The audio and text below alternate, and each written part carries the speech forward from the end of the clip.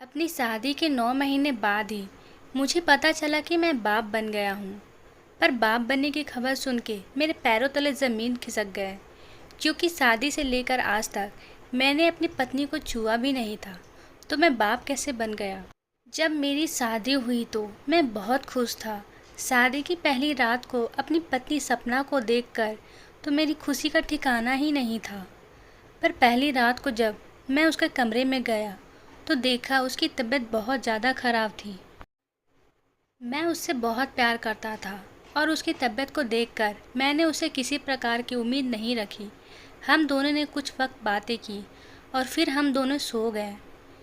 कब सुबह हुई पता ही नहीं चला, पर सुबह होते ही मेरे ऑफिस से फ़ोन आया।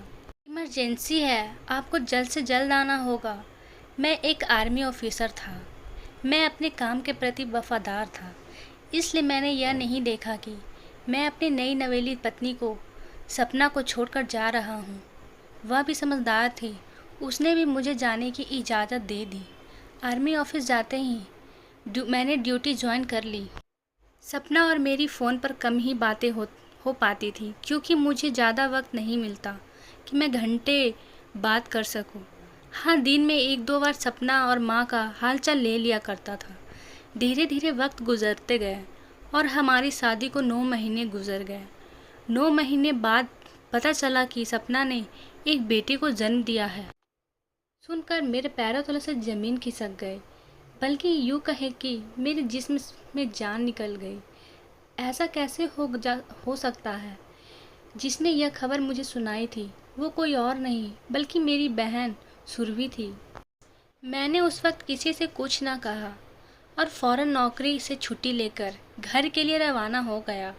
घर आकर मैंने देखा सपना के गोद में एक बच्चा था। सपना के गोद में बच्चे को देखकर मेरे गुस्से का पारा हाई हो गया। अभी मैं सपना के कुछ कहने से और पूछने ही वाला था, तभी मेरी माँ वहाँ पर आ गई और मुझे बुलाकर अपने पास लेकर गई।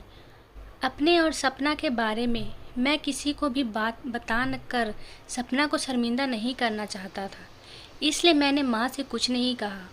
पर मेरे बिना कुछ कहे ही माँ मुझसे कहने लगी, बेटा मुझे पता है कि यह बच्चा तुम्हारा और सपना का नहीं है।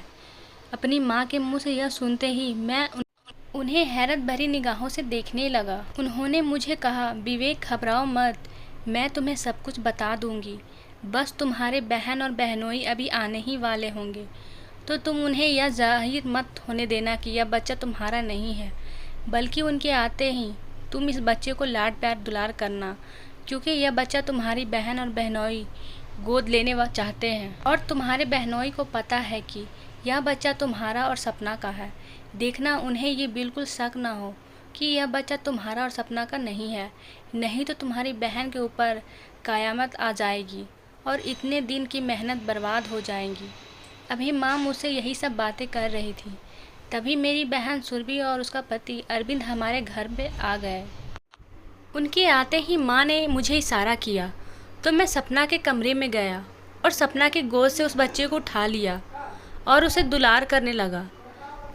तभी सुरभि के पति अरविंद आए और उस बच्चे को मेरे गोद से अपने गोद में ले लिए और मुझसे अपने और सपने से कहने लगे, आप दोनों ने जो हमारे लिए किया है ये एहसान मैं ज़िंदगी भर नहीं भुलाऊंगा। सुरभि और उसका पति हम लोगों से कुछ वक्त बातें किए और बड़े प्यार से उस बच्चे को लेकर अपने घर चले गए। उनके जाते ही माँ ने मुझे बताया, विवेक मुझे पता है कि वह बच्चा तुम्हारा नहीं है, पर तुम्हारी बहन की ज़िंदगी का सवाल था। तुम्हें तो पता है कि तुम्हारी दीदी की शादी को 10 साल हो गए, पर उसकी गोद अभी भी सूनी है। बच्चा ना होने के वजह से सुरभि की सास अरविंद की दूसरी शादी करवाना चाहती थी। अपने जीते जी मैं अपनी बेटी की सौतन कैसे बर्दाश्त कर सकती थी। मैंने और सुरभि ने अरविंद से बच्चा गोद लेने की बात कही तो अरविंद और उसकी माँ ने कहा कि हम बच्चा गोद ले सकते हैं, पर वह बच्चा अपने कुल खानदान या रिश्तेदार का होना चाहिए, वरना हम किसी और के बच्चे को गोद नहीं ले सकते। अरविंद और उसकी माँ की बातें सुनने के बाद मैंने ना चाहते हुए भी तुम्हारी इजाज़त के बगैर उन दोनों को वचन दे दिया था कि अगर मेरे बेटे विवेक का कोई बच्चा हुआ तो हम उन्हें अपने पोते को दे देंगे। पर बच्चा होना इंसान के हाथों में तो नहीं बल्कि भगवान के हाथों में होता है। मुझे पता था कि सपना प्रेग्नेंट नहीं है और उधर सुरभि की शादी भी बचानी थी, क्योंकि उसकी सास रट लगाए बैठी थी कि अगले साल तक अगर अगर बच्चा पैदा नहीं हुआ तो मैं अरविंद की दूसरी शादी करवा दूंगी। इसलिए हमने सपना से इजाज़त लेकर मैंने और सुरभि ने उसके ससुराल वाले को बता दिया कि सपना प्रेग्नेंट है। यह कहने के बाद हमने एक अनाथालय से बच्चा गोद ले लिया और उसका प्रोसेस शुरू किया। 9 महीने पूरे होते होते सारा प्रोसेस पूरा हो गया और हमारा बच्चा हमारे पास आ गया। और तुम्हारी शादी के 9 महीने पूरे होते ही हमने सुरभि के ससुराल वाले को बता दिया कि सपना ने एक बेटे को जन्म दिया है, आप लोग आकर बच्चे ले सकते हैं। पर अरविंद ने कहा कि एक बार विवेक से भी इजाज़त ले लेते हैं। इसलिए उस दिन सुरभि ने तुम्हारे पास फ़ोन करके ये खुशखबरी सुनाई थी। जब सुरभि ने फ़ोन किया था तो अरविंद वहीं पर खड़ा था, इसलिए सुरभि ने फ़ोन करते ही तुम्हें बधाई दी थी। मुबारक हो विवेक, तुम्हें बेटा हुआ है, ताकि अरविंद को यह ना लगे कि यह बच्चा तुम्हारा नहीं है। और बेटा फ़ोन पर यही सारी बातें नहीं कर सकती थी, इसलिए हमने तुम्हें ज़्यादा कुछ नहीं बताया।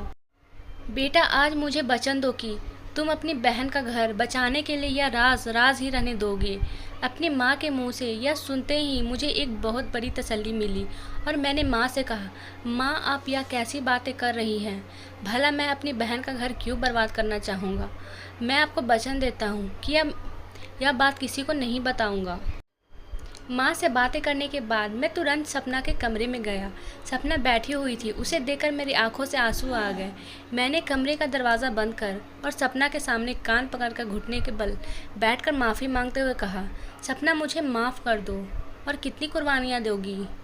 तुमने मेरे और मेरी फैमिली के लिए जो किया है शायद ही कोई करेगा।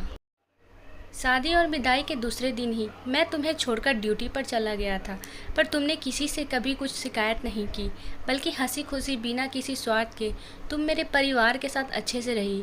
और नहीं तो तुमने मेरी बहन का घर बचाने के लिए मेरी माँ का भरपूर साथ दिया। तुम्हारी जैसी पत्नी पाकर मैं धन्य हूँ। यह सब कहते हुए मेरी आंखों से आंसू टपकने लगे। सपना मेरे पास आई और मुझे आंसुओं को अपने आंचल से पोंछते हुए गले लगा ली। बरसे का तड़पा हुआ प्यार आज एक हो गया। मैं और सपना एक दूजे में खो गए। आपको ये हमारी वीडियो कैसी लगी हो कमेंट में ज़रूर बताएं और ऐसी वीडियो देखने के लिए सब्सक्राइब भी कर लें। धन्यवाद।